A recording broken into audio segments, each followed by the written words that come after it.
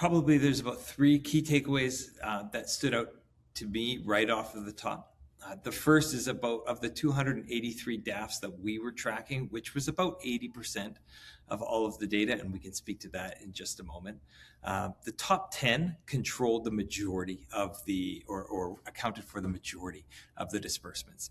And in that top 10, it was some of the maybe less commonly thought of donor advised funds. So we saw wealth management firms really rise to prominence. We saw online donor advised funds account for it, like Charitable Impact and GiveWise and other ones really account for a lot of that flow through.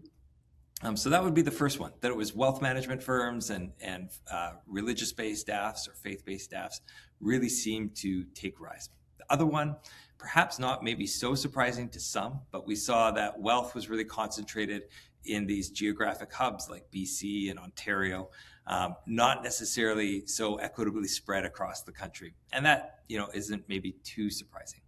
And perhaps the third thing that really stood out is, for all of the talk about strategic philanthropy, and I can't wait to talk more about that, the causes generally flowed amongst the similar patterns that people are giving to across Canada, things like healthcare, religion, education, and we can dive in more there, but it wasn't too different from sort of the way that overall Canadians are giving in non-DAF major giving as well.